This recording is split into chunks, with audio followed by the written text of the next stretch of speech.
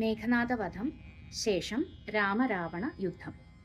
സത്വരം ലങ്കയിൽ പുക്കുതേരും പൂട്ടി വിദ്രുതം വന്നീതു രാവണപുത്രനും. ആരുമറിഞ്ഞില്ല പോയതും വന്നതും, നാരദൻ താനും പ്രശംസിച്ചിതന്നേരം. ഘോരമായുണ്ടായ സാഗരം കണ്ടോരു സാരസ സംഭവനാദികൾ ചൊല്ലിനാർ.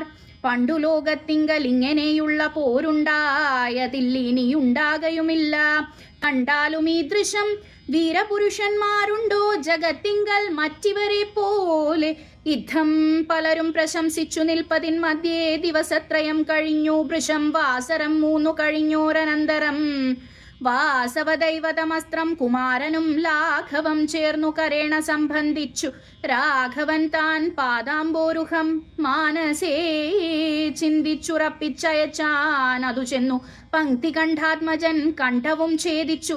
സിന്ധുജലത്തിൽ മുഴുതി വിശുദ്ധമായന്തരാ തൂണിയിൽ വന്നു പുക്കുശരം. ഭൂമിയിൽ വീണീതു രാവണി തന്നുടൽ.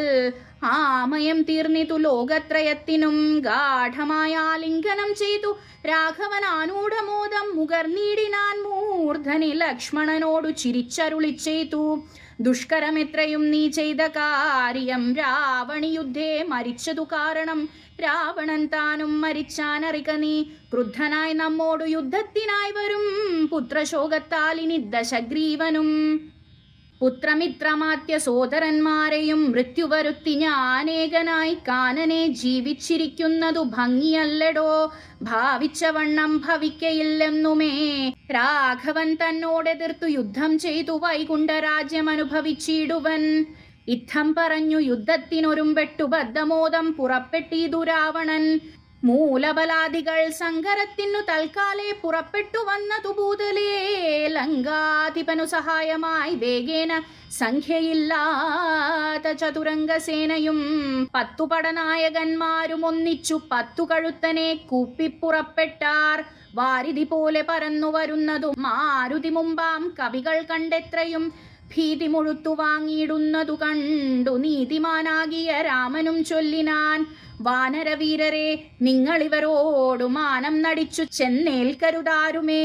ഞാനിവരോടു പോർ ചെയ്തൊടുക്കിയിടുവൻ. ആനന്ദം ഉൾക്കൊണ്ടു കണ്ടുകൊള്ളുകേവരും എന്നരുൾ ചെയ്തു നിശാചരസേനയിൽ ചെന്നു ചാടിയിടിനാനേകനാമീശ്വരൻ.